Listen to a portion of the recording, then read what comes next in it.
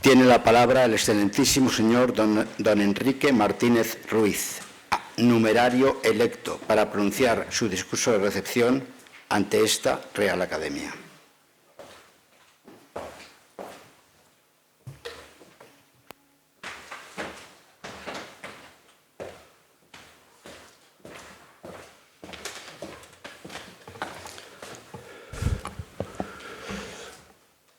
Con la venia. Excelentísimo señor presidente de la Real Academia de la Mar, excelentísimas autoridades, señoras y señores académicos, señoras y señores. Pueden ustedes imaginar mi estado de ánimo en esta ocasión, pues siento un enorme agradecimiento por ser acogido como académico numerario en esta institución que respeto y admiro, por lo que deseo expresar mi más profundo reconocimiento a nuestro presidente, a los académicos, por su generosidad y afecto al admitirme entre ellos. Muchísimas gracias. En estas palabras previas de agradecimiento me van a permitir que singularice a 3 personas que han sido los responsables directos de que yo esté aquí esta tarde en la situación en la que estoy. Ellos son Marcelino González, José María Blanco Núñez y Julio Iglesias Dussel, a quien agradezco también que haya aceptado dar la contestación a mis palabras. Gracias de corazón a los 3. En cuanto al tema de mi intervención, empezaré por decir que poseemos una variada información de las fuerzas navales españolas bajo los Austrias, desde la voluminosa y ya considerada obra clásica de Fernández Duro, aparecida en 1972, que nos describe la trayectoria naval de nuestra Armada a partir de la unión de los reinos de Castilla y Aragón, hasta estudios sobre aspectos concretos que en unos casos se refieren a un periodo determinado, como los reinados de Carlos V y de Felipe II, o a realizaciones destacadas como la carrera de Indias. También conocemos muy bien el panorama náutico y científico de entonces, en unos casos porque los cartógrafos, tratadistas, geógrafos y astrónomos nos han dejado sus estudios, sus observaciones, sus tratados, y en otros casos porque algunos colegas se han ocupado de estos aspectos proporcionándonos trabajos apreciables, extremos de los que tienen información en la bibliografía incluida en la impresión de este discurso, donde encontrarán citados los especialistas más significativos para este tema y sus obras más destacadas. En esta ocasión nos vamos a ocupar del despliegue naval de la monarquía hispánica, que tuvo un alcance auténticamente mundial, algo destacable porque se llevó a cabo con barcos de vela y creando un sistema naval sin precedentes ni consecuentes, mantenido durante 3 largos siglos. Nuestro punto de partida va a ser el reinado de Felipe II, en el que la monarquía hispánica alcanza su más dilatada extensión geográfica, aunque no el mayor nivel de ocupación y asimilación de los territorios que ha descubierto, conquistado y colonizado. En cualquier caso, se ha conseguido un dilatado imperio sobre diversos continentes. La extensión también la pueden ver en el mapa que figura en la imagen primera de las imágenes del cuadernillo. La asimilación de ese vasto territorio e incorporación está en constante progreso por la conexión que existe entre las distintas piezas de ese imperio y su metrópoli, pero solo esa conexión podía hacerse por mar, lo que implica la necesidad de navíos que mantengan esa conexión y den fluidez a las comunicaciones, protegiendo las rutas. Pero tan enormes y separados espacios geográficos resultan muy vulnerables, por lo que se plantean necesidades defensivas y ofensivas en toda su complejidad. Ejércitos, fortificaciones y armadas son los 3 grandes instrumentos de la mayor potencia del mundo en aquellos momentos, que ha de moverse en todo el orbe conocido, en Europa, en América, en África y en Asia, y en 4 espacios marítimos: el Mediterráneo, el Atlántico, el Pacífico y, tras la incorporación del Imperio portugués, el Índico. Por lo que se refiere a los escenarios y los medios, hasta la década de 1570 el Mediterráneo es el principal centro de atención. Pero la sublevación de los Países Bajos, la anexión de Portugal a la monarquía hispánica y la rivalidad con Inglaterra van a trasladar toda la atención al Atlántico. Ese giro tiene su polarización en los espacios ultramarinos, de forma que la batalla del Atlántico se va a librar lejos de Europa. La ofensiva holandesa contra las posesiones portuguesas, recién incorporadas a la monarquía, y la ofensiva inglesa a la América española reclaman la gran atención. Para los intereses económicos y políticos españoles, el Atlántico se dividía en 2 grandes ámbitos: el que cruzaba el Cantábrico, el Canal de la Mancha y el Mar del Norte, por un lado, y el que discurría desde Andalucía al Caribe por las Canarias. Espacios que serán testigos a lo largo de los siglos XVI y XVII de numerosos enfrentamientos en los que la política naval española habría de recurrir a diversas y no siempre satisfactorias y victoriosas soluciones. En esta dinámica, el Mediterráneo ocuparía buena parte de la política y la acción naval española hasta el último tercio del siglo XVI, y el Océano Atlántico en toda su extensión en el siglo XVII. El mantenimiento de una marina permanente fue una de las tareas más difíciles con las que tuvieron que enfrentarse las administraciones modernas a partir del siglo XVI, y España no fue una excepción. No solo era importante la inversión de capital que debía realizarse en barcos, dotación artillera y otras necesidades como astilleros, equipos profesionales de reparación y construcción, habituallamiento y, desde luego, el reclutamiento, tanto de soldados como de marineros, para dotar y proveer a las naves de lo necesario, teniendo en cuenta además que Mediterráneo y océano eran áreas marítimas distintas con unas condiciones particulares de navegación y requieren comportamientos y condiciones de construcción diferentes. Por otra parte, según la función que realizaban las embarcaciones, puede hablarse de buques mercantes que podían militarizarse y artillarse y de navíos de armada, porque tenemos que distinguir entre flotas y armadas. Las flotas eran una reunión de barcos mercantes con un cometido específico, bien comercial, bien de apoyo. La armada eran barcos de guerra que se dividían en escuadras a las que se denominaba por su procedencia o por su equipamiento. En el Mediterráneo, lo que existía de forma permanente eran las escuadras de galera, y solo cuando se decidía formar hueste naval se juntaba armada. Y, por tanto, eran buques de armada todos aquellos que podían ser movilizados en un momento dado. Por el contrario, en el Atlántico, la armada era una fuerza permanente, una gran unidad fundamental que, con posterioridad, se dividía en escuadras. No será hasta más o menos la tercera o cuarta década del siglo XVII cuando podamos hablar de un conjunto de fuerzas marítimas españolas que operaban en distintos puntos con un número determinado de barcos y una función específica.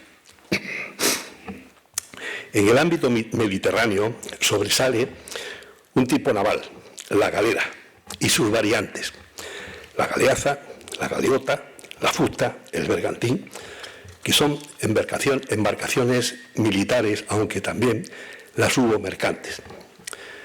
En las imágenes que tienen en ese librito que les mostraba, pueden ver las imágenes de estos navíos y las imágenes de los que citaré a continuación, donde la galera merece una mención especial.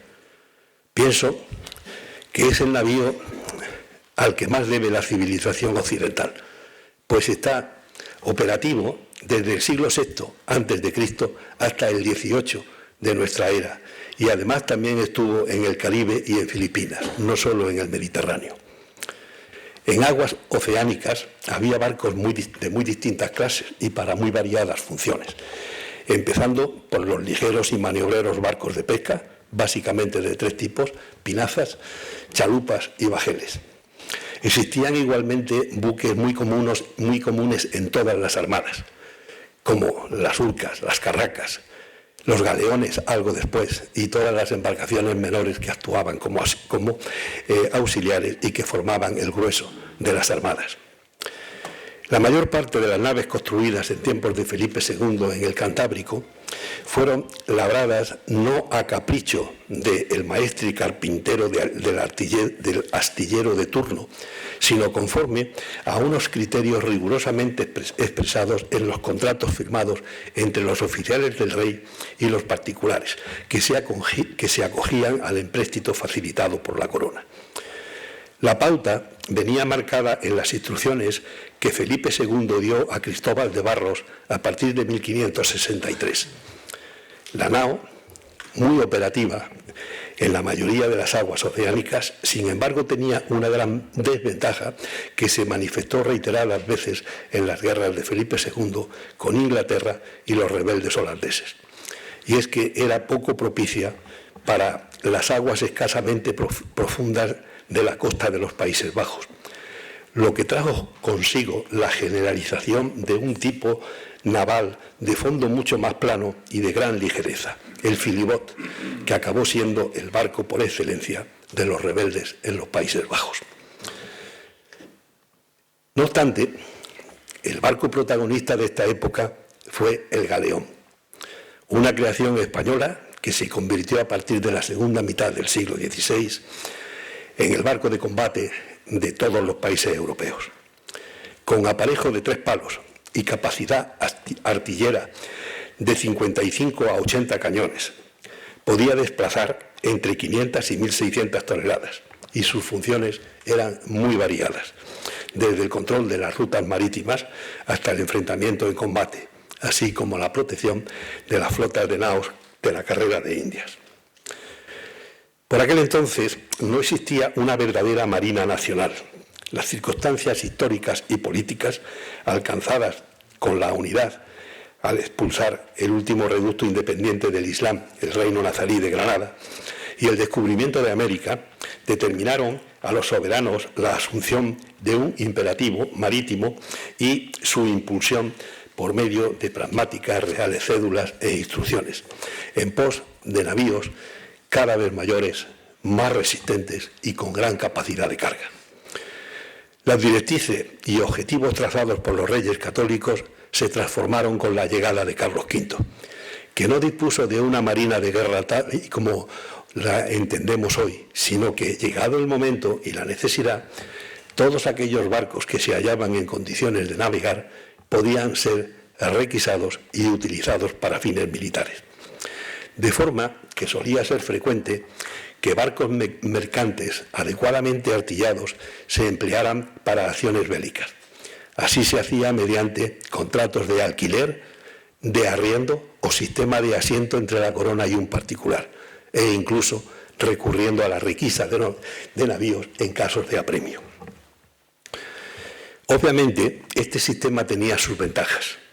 No había que construir ni mantener una armada permanente, que implicaba un elevadísimo costo de infraestructura en astilleros, almacenes, mantenimiento de personal, habituallamiento constante, instalaciones técnicas para la construcción y las reparaciones, reclutamiento de soldados y marineros, etc.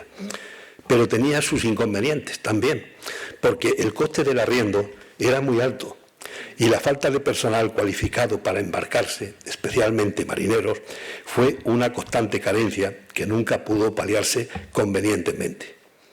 De hecho, en demasiadas ocasiones se recurría a presidiarios y a prisioneros de guerra, sobre todo en el Mediterráneo, en las escuadras de galeras. La verdad es que nunca el componente real bastó por sí solo para cubrir las fuerzas navales necesarias. Datos diversos confirman esta aseveración que acabo de hacerles, pero solamente voy a citar 2 casos. En la famosa expedición a las Azores de 1583 de don Álvaro de Bazán, solo 3 de los 35 buques grandes que formaban parte allí pertenecían al rey. Y en el Socorro de Quinsale, en 1601, de 33 navíos que salieron de Lisboa, 13 eran propiedad real y el resto lo eran de particulares.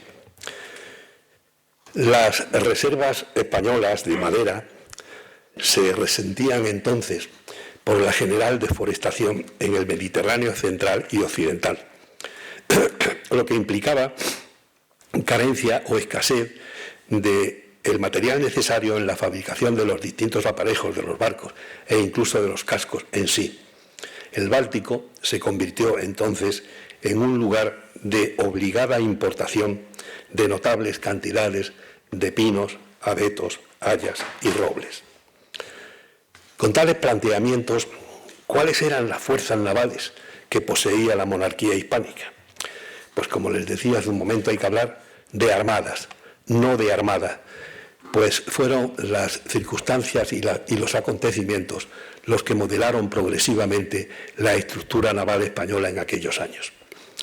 Por lo que hace al emperador, contaba en el Mediterráneo con una flota de galeras de 4 escuadras permanentes, la de España, la de Nápoles, la de Sicilia y la de Génova, con un total de 60 embarcaciones, pero menos de la mitad pertenecían a la corona. Con respecto al Atlántico, el emperador tuvo que llevar a cabo un despliegue progresivo de sus fuerzas, conforme fueron creciendo las amenazas exteriores de corsarios y piratas enemigos que forzaron a la creación de un cierto número de escuadras para proteger las rutas vitales del imperio y el derrotero que enlazaba Vizcaya con Flandes. A partir de 1521 se prohibiría que las naves viajaran solas a Indias, una realidad que solo se cumpliría con rigor a partir de 1560 con el famoso sistema de flotas y galeones.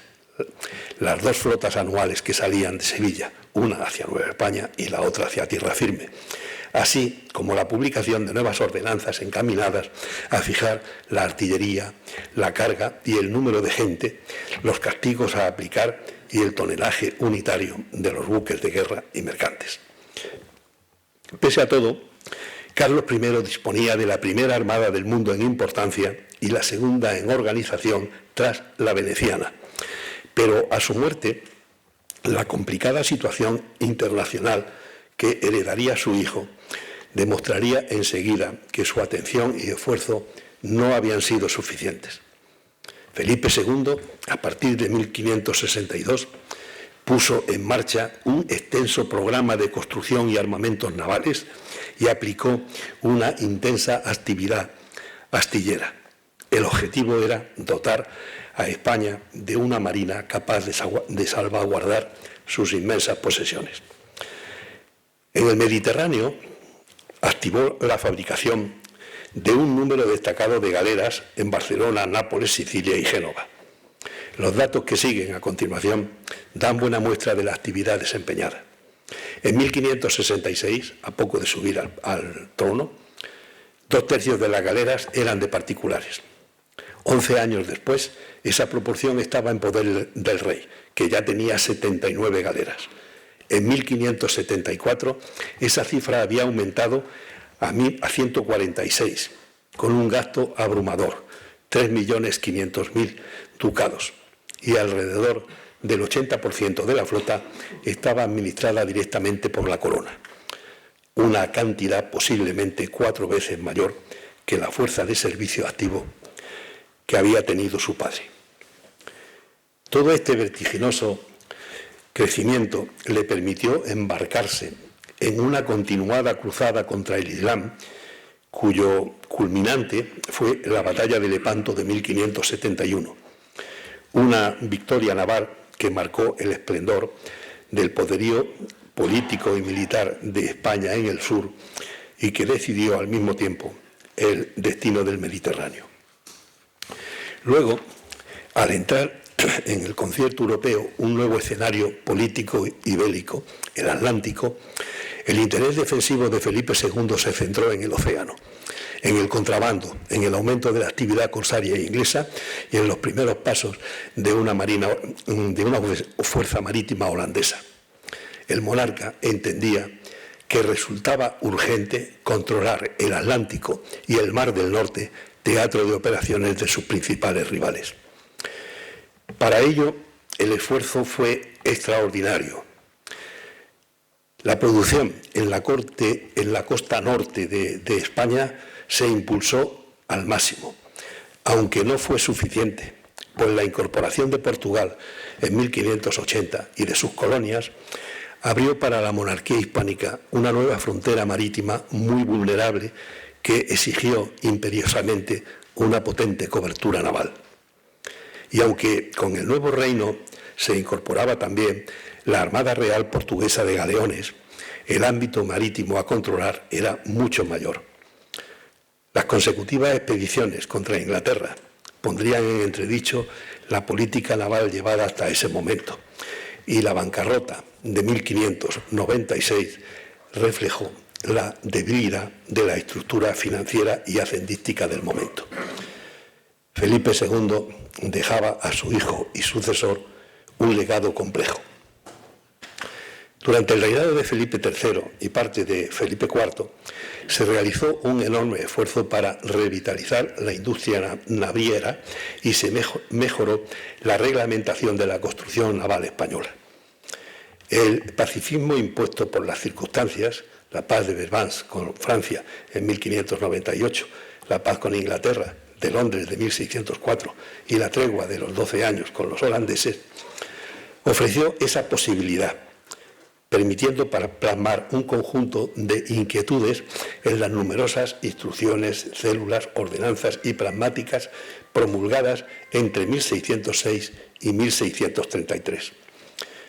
El almirante Brochero, experto en el conocimiento del estado de la Marina de Guerra por sus numerosos estudios, fue llamado a la corte y a formar parte del Consejo de Guerra, exponiendo en un extenso memorial el resultado de sus experiencias en la larga trayectoria como protagonista de numerosos acontecimientos navales.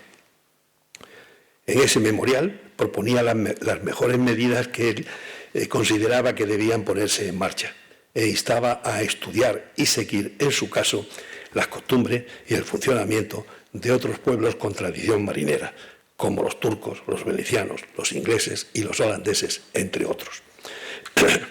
El resultado fueron unas primeras ordenanzas para la Armada del Mar y Océano y flotas de Indias de 1606, que fue el punto de arranque de medidas encaminadas a la mejora de la situación y perfeccionar la preparación de los pilotos y capitanes, fijándose las obligaciones y atribuciones de todo el personal vinculado a la Marina, desde almirante al grumete o paje, aparte de otras complementarias y oportunas especificaciones sobre la instrucción, examen y prácticas de artilleros y demás.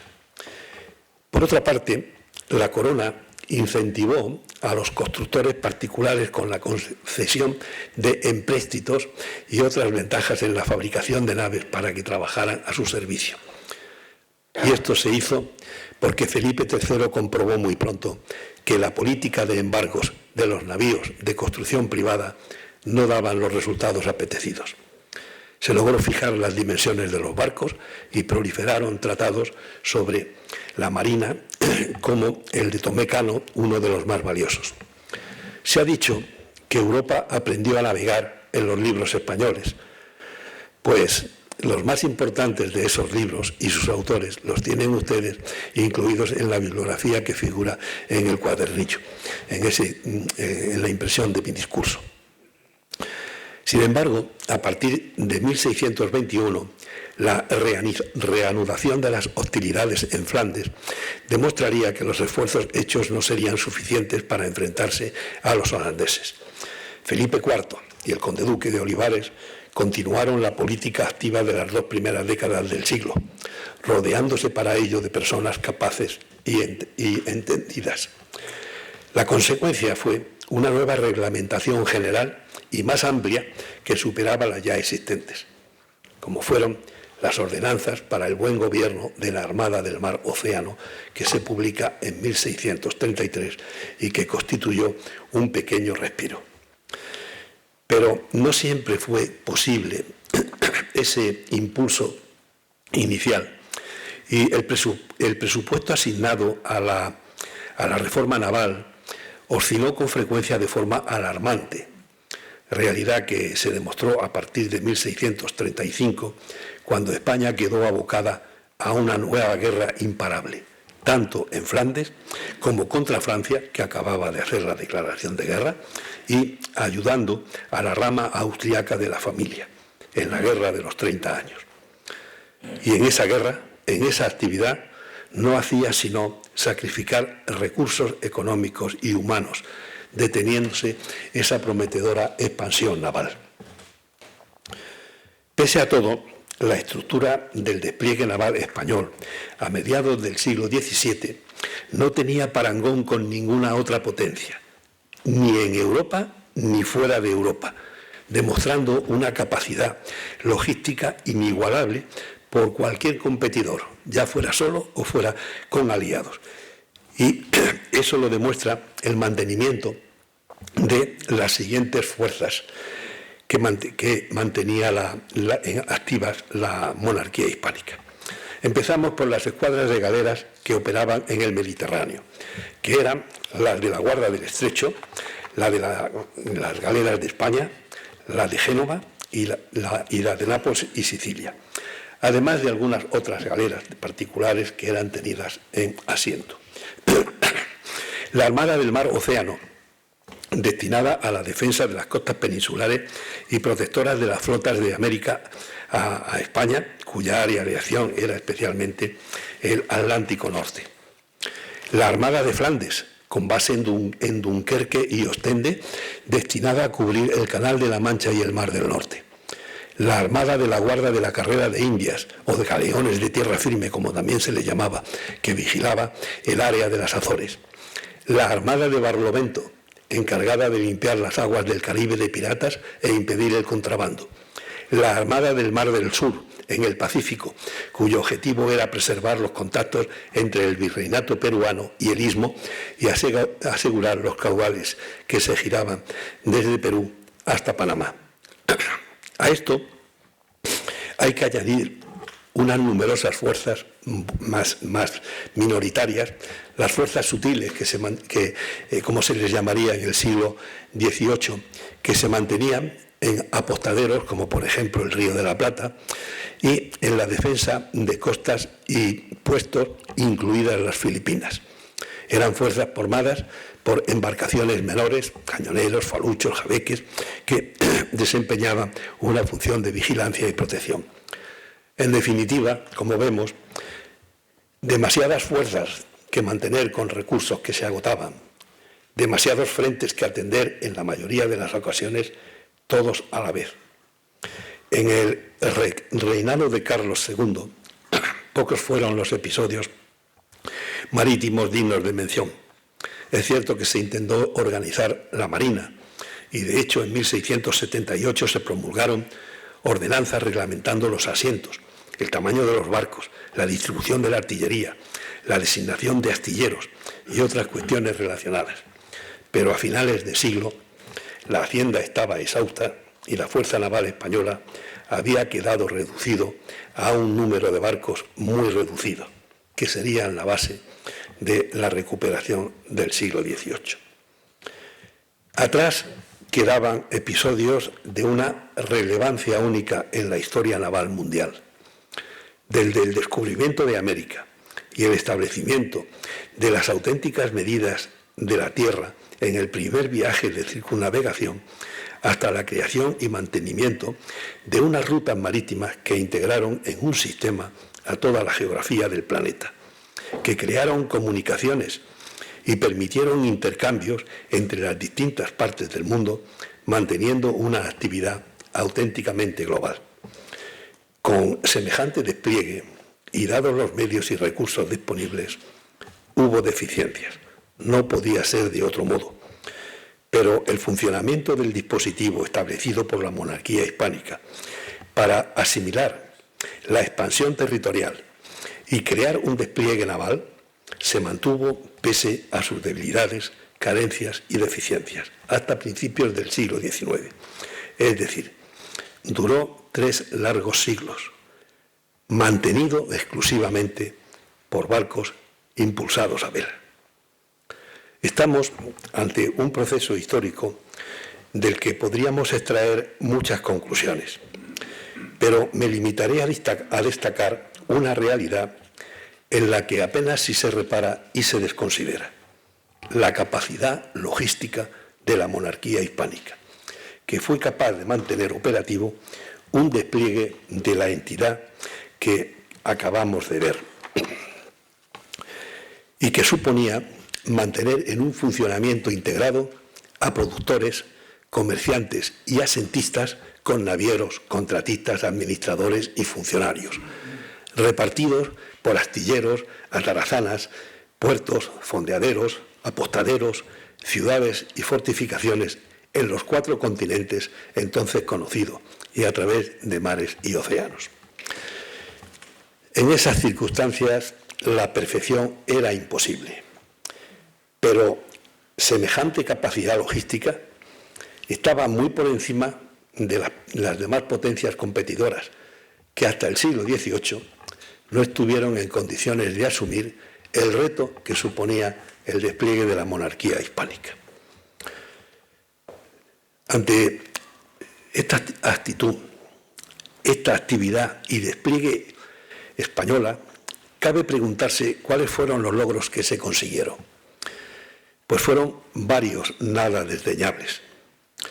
Por lo pronto, los españoles desvelaron horizontes desconocidos porque tenían los barcos y los sistemas de navegación más modernos y adecuados. Y gracias a ello, España va a controlar las 2 orillas del Pacífico y pudo continuar la exploración de este océano en demanda de la Terra Australis y descubrir las islas Salomón, las Marquesas, las Guanatú, entre otras, y atravesar el estrecho próximo a Australia y a Nueva Guinea, el estrecho denominado de Torres, por otro navegante español. De tal modo que el historiador australiano Oscar Speight pudo llamar al Pacífico de Spanish Lake, el lago español. Por otro lado, se estableció la primera globalización mundial, que podemos llamar la globalización hispánica, que fue geográfica, política y económica. Las consecuencias más inmediatas fueron la inauguración de una red de intercambios intercontinentales, humanos, botánicos, zoológicos, culturales y económicas, estableciendo la conexión entre los diversos continentes que antes se desconocían e integrándolos en un nuevo sistema económico mundial. Este proceso, que implicó a los continentes antes separados, generó la aparición de un solo mundo y la posibilidad de concebir por primera vez una historia universal. En el impreso que tienen ustedes podrán ver en la parte final de las imágenes 4 mapas que marcan la progresión del despliegue naval español, empezando por las rutas de las flotas de Indias que hacen del Caribe otro Mediterráneo, por la fuerte presencia española en toda su extensión, al que hay que proteger con fortificaciones estratégicamente situadas y que hacen de ese mar el lago de piedra, como lo denominan los historiadores de los países ribereños de ese mismo mar. La imagen siguiente es la ruta del galeón de Manila, un itinerario que recorre el Pacífico de este a oeste desde Acapulco hasta Manila y de oeste a este en el viaje de retorno, en el tornaviaje. Y eso se realiza cuando ningún otro país había aparecido con posibilidades en aquellas aguas, en el lago español, como decía antes. El tercer mapa muestra la conjunción de las rutas de las flotas de Indias y las del galeón de Manila, que cubren más de medio mundo, y la parte que faltaba de ese mundo es la que cubre las rutas portuguesas, que aparecen en el otro mapa, con los que la monarquía hispánica había integrado en un único sistema todo el globo. Naturalmente, esto ha suscitado una amplia producción historiográfica, española y extranjera, en la que, mientras los especialistas del siglo XVI están profundizando en el conocimiento de las diversas facetas de una realidad tan plena como la que acabamos de ver, los especialistas de otros periodos históricos, sobre todo extranjeros, intentan minimizar o negar los logros españoles, a los que dejan en un plano nada relevante si no los ignoran. Especialmente los historiadores anglosajones tienden a desconsiderar las realizaciones españolas, hasta el punto de que algunos autores, como por ejemplo Christopher Bailey, en El nacimiento del mundo moderno, demora la primera globalización al siglo XVIII, dando el protagonismo a los navegantes ingleses. Una mistificación tan inexacta como tendenciosa, a la que no le han faltado réplicas, como la del historiador austriaco Bert Hauberger, que en su Historia mínima de la globalización temprana escribe: las navegaciones de Colón o Vasco de Gama fueron de una trascendencia enormemente mayor que la llegada de James Cook a Tahití, Nueva Zelanda y Australia, por no hablar del descubrimiento deportivo del Polo Sur por parte de Ronald Amundsen en 1911. Y ya el colmo lo tenemos en la obra de Ian Morris, Guerra para qué sirve, aparecida en el 2017, donde se refiere al imperio inglés diciendo que en él no se ponía el sol, olvidando o silenciando que el primer imperio donde no se ponía el sol fue el del siglo XVI y se mantuvo durante casi 3 siglos, lo que fue posible gracias a las armadas y flotas que mantuvo la monarquía hispánica, gestadas y creadas en el siglo XVI. Pues a este colega inglés cabe decirle eso de ilusión también se vive, porque cuando estudie y se entere de la realidad se va a llevar un chasco enorme.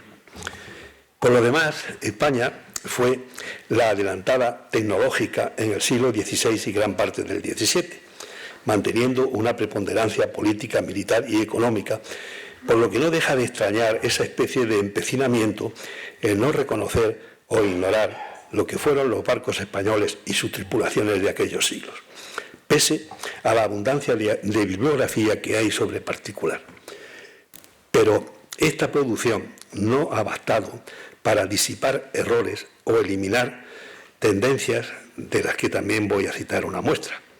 La de Moldesky y Thompson, quienes en su libro Sea Power in Global Politics sostiene que la verdadera potencia naval del siglo XVI fue Portugal y que España no consiguió ese nivel aunque lo persiguió. No debió enterarse de que Portugal estuvo vinculado a la monarquía española y que el despliegue naval de Castilla fue muy superior al de Portugal. Pero bueno, eso no importa para que su opinión, que está sostenida con unos argumentos muy inconsistentes, fuera una especie de cantos de sirena para otros estudiosos, a los que no me voy a referir porque no merece la pena perder el tiempo con estas frulerías. Sin embargo, a la vista de la errónea contumacia de tales opiniones, en los que la ignorancia, la obcecación, pues corren parejas, tenemos otro frente abierto en la pugna por difundir la verdad de nuestra historia. Tarea en la que no debemos desmayar, porque estoy seguro de que los resultados llegarán. Tal vez tarden, y tal vez tarden más de lo deseado, pero yo estoy seguro que llegarán. Por lo menos a mí ese pensamiento me reconforta. Muchísimas gracias por su atención.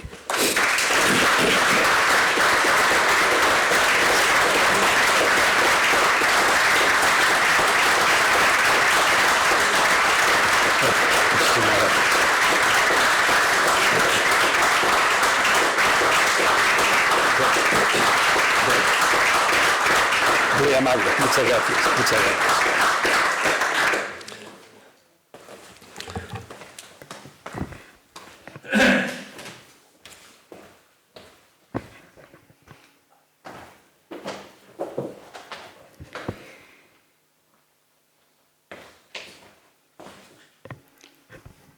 Tiene la palabra el excelentísimo señor académico de número don Julio Iglesias de Usel y Ordís para contestar en nombre de esta Real Academia el discurso de recepción que ha pronunciado el académico electo don Enrique Martínez Ruiz.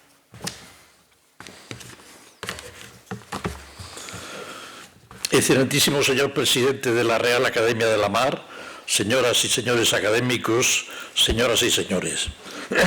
La Real Academia me ha concedido un alto honor al otorgarme la responsabilidad de dar respuesta a la intervención de nuestro nuevo académico, el catedrático don Enrique Martínez Ruiz, pero junto a este inequívoco honor soy consciente que conlleva para mí un importante desafío.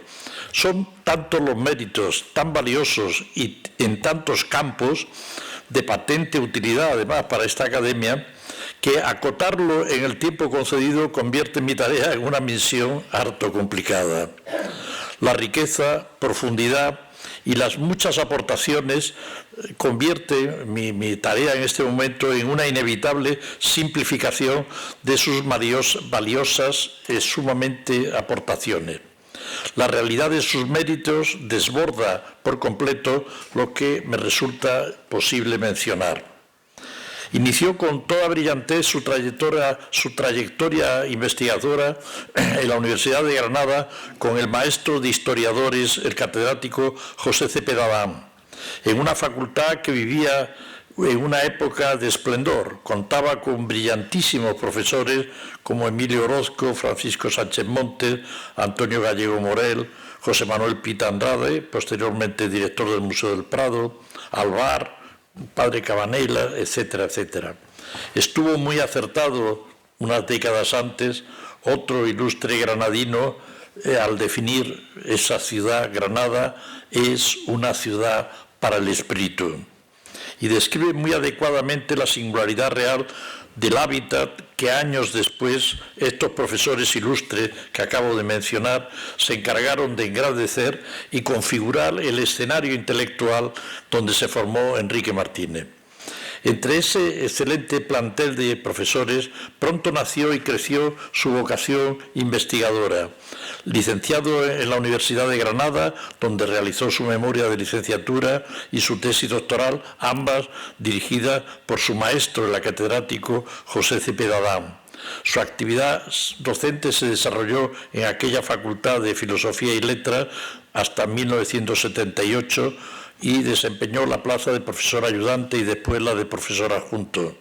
Pero el traslado a Madrid de su maestro, el profesor Cepeda, a la Facultad de Historia de la Universidad Complutense, fue trasladado también nuestro nuevo académico a un departamento y cátedra que era de Historia de España moderna y contemporánea, Historia universal para los cursos comunes e Historia de España.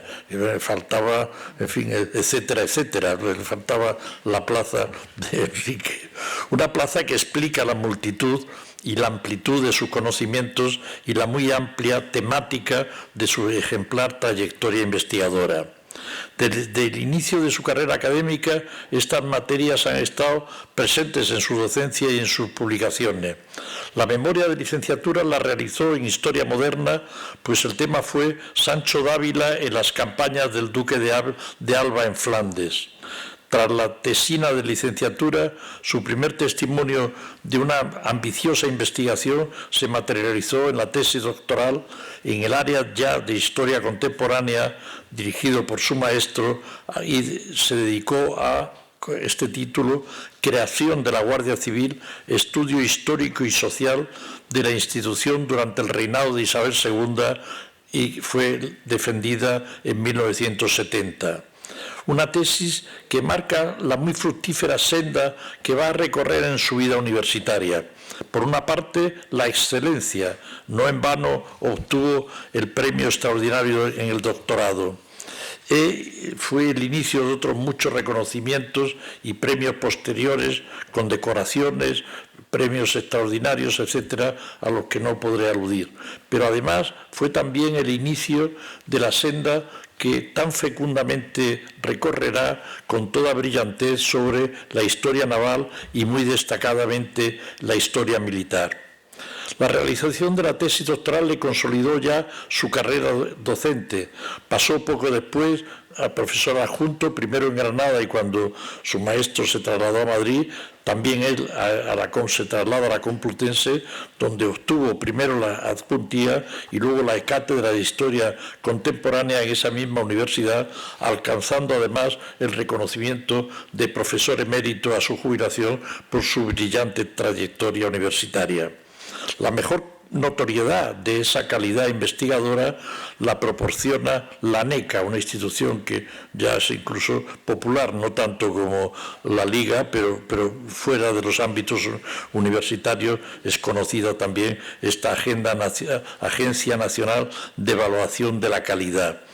Los profesores universitarios que así lo deciden, pueden libremente presentarse a ser evaluados por tramos de 5 años, aportando los méritos investigadores realizados en cada quinquenio.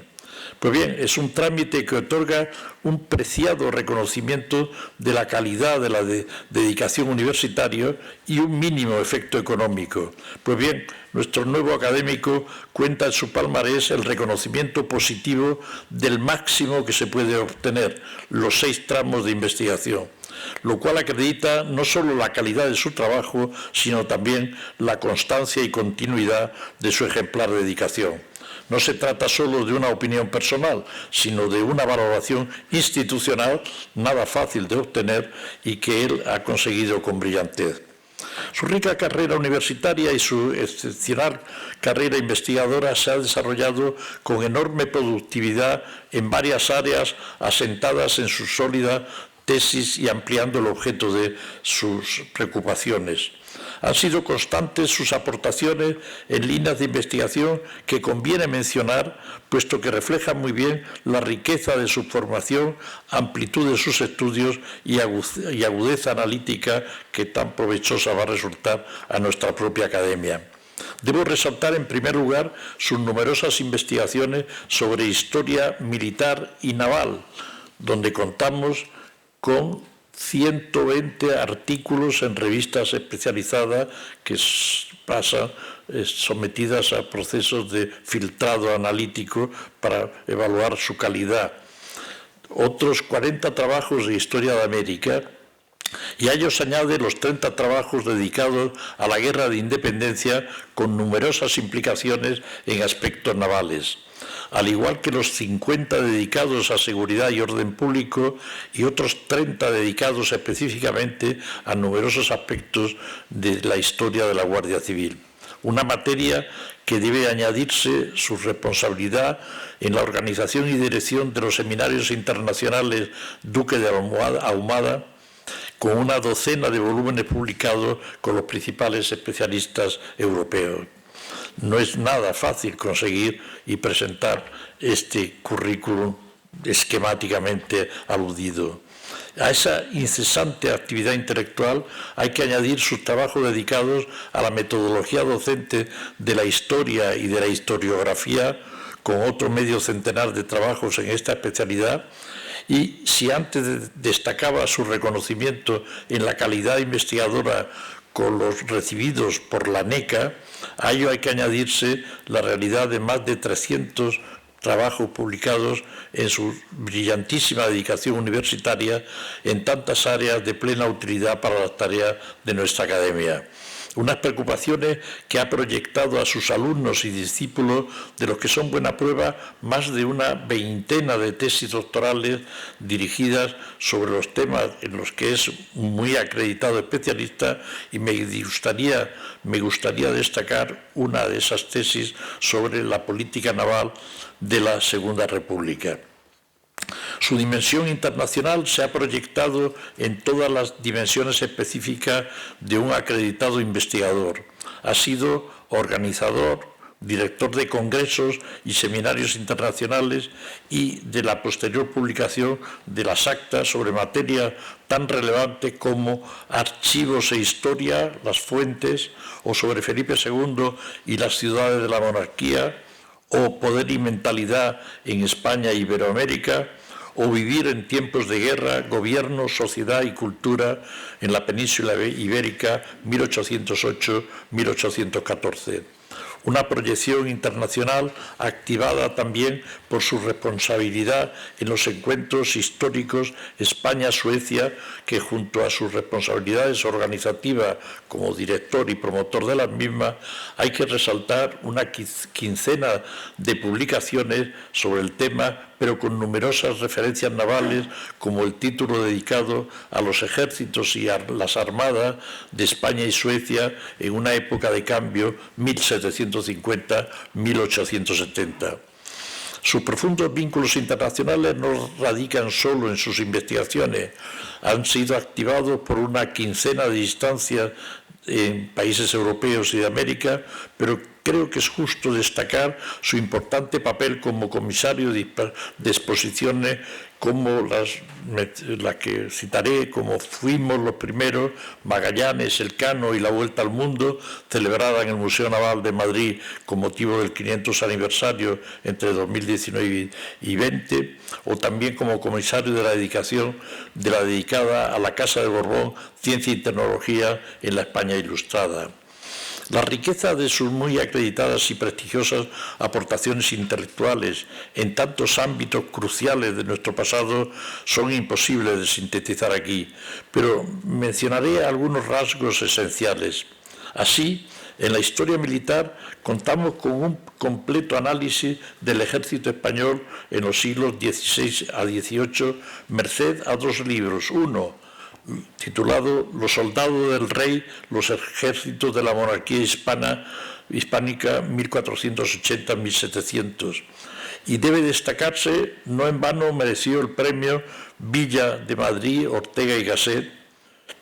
Y otro libro destacable sobre este mismo tema es El ejército del rey, los soldados españoles de la Ilustración.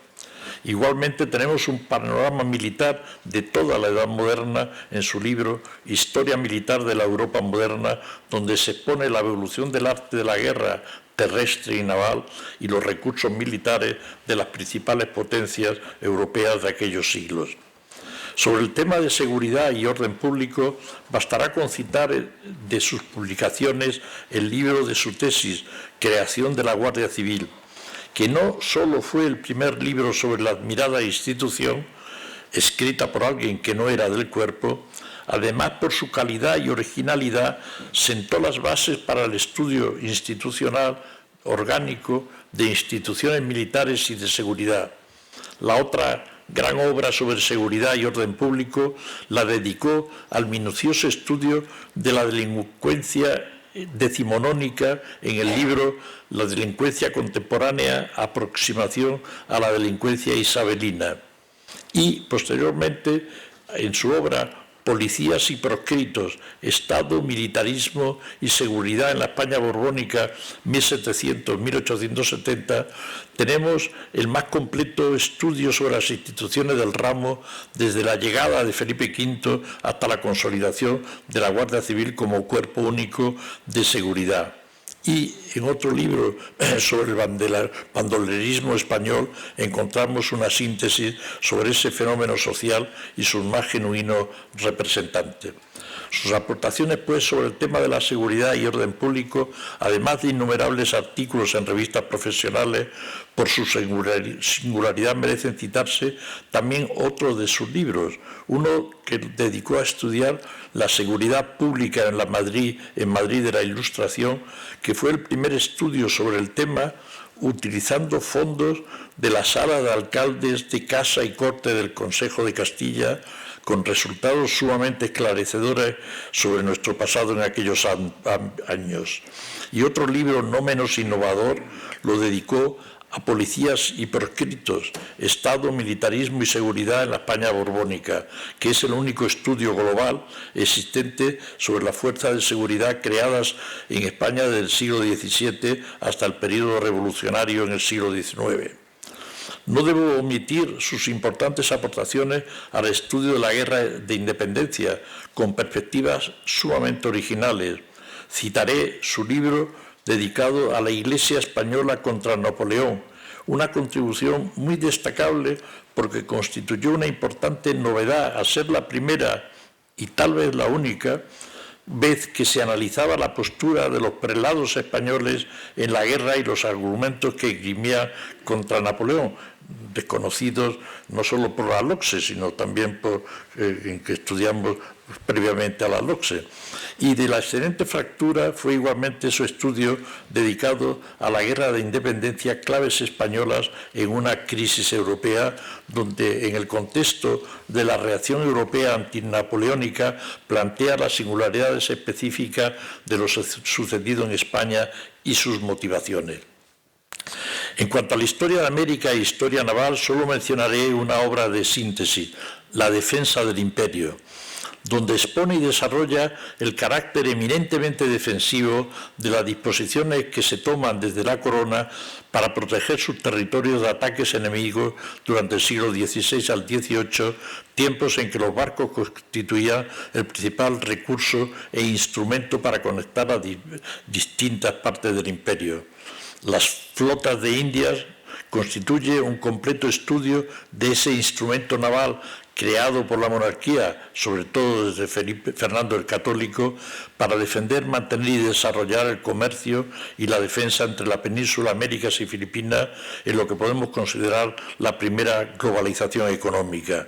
También debo destacar y referirme a su último libro, España, América y Filipinas, un proceso único en la historia universal, que constituye una lúcida y completa narración de la labor realizada por España en América y Filipinas, sostenida por un despliegue naval en tiempos donde no había más que navegación a vela. Sus excelentes conocimientos en la historia moderna y contemporánea son imprescindibles para abordar con rigor el impacto global de la gesta de 1492 y su imbricación con la realidad española. Todas las perspectivas son imprescindibles para conformar el enorme puzzle de su impacto. Ese gran hispanista y objetivo, en gran medida, que fue John Eliot, ya lo sintetizó con un juicio lapidario. Al descubrir América, Europa se había descubierto a sí misma. O mejor aún, como escribió otro acreditado historiador británico, Henry Kame, España, dijo, no hizo el imperio hizo a España. Un enfoque muy certero, como desde tantas perspectivas ha desgranado Enrique Martínez, nuestro nuevo académico. Ninguna de las realidades políticas, económicas, culturales, religiosas, económicas o demográficas quedó a salve de la enorme conmoción ocasionada con la transformación de nuestro país en un gigantesco imperio oceánico. Y para afrontar esa realidad era imprescindible el dominio del mar, al estilo de los ingleses y holandeses de la época. Sin ese dominio del mar, América se perdería, como tempranamente advirtió con clarividencia el murciano Saavedra Fajardo en el siglo XVII. Pues bien, todo este acrisolado cúmulo de conocimientos, experiencias, reflexiones, es lo que nos aporta en esa variada y valiosa entrega nuestro nuevo académico. Hemos escuchado con atención la panorámica que nos ha ofrecido sobre el despliegue naval de la monarquía hispana, siglo XVI-XVII, brillante testimonio de su sabiduría. Asienta su análisis en una realidad esencial, aunque tantas veces no atendida por los españoles. El imperio español se manifestó y se proyectó en 4 continentes, Europa, América, África y Asia, y 4 grandes mares que ha mencionado, el Mediterráneo, el Atlántico, el Pacífico y, tras la incorporación del imperio portugués, el Índico. Los retos de la Marina militar y de transporte desempeñarán un papel esencial tanto en los diseños y materiales de su construcción como en el avanzado instrumental técnico con que fueron elaborados, incluyendo su armamento. Una construcción naval plena de innovaciones y a la vez de adaptaciones a los destinos navales donde iban a ser utilizados. Nos ofrece el profesor Enrique Martínez en su investigación un minucioso estudio de la flota, la tipología de los navíos que la componían, así como los mares donde solían navegar, descripción acompañada además de reproducciones de imágenes de las principales embarcaciones.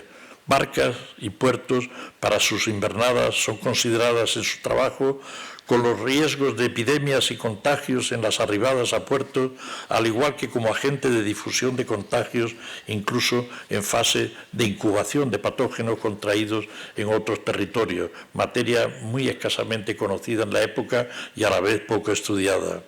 La tercera parte del análisis realizado por nuestro compañero la dedica a la dinámica del despliegue naval. Parte de reconocer el impulso realizado por los reyes católicos y en especial por Fernando de Aragón en el impulso a la construcción naval.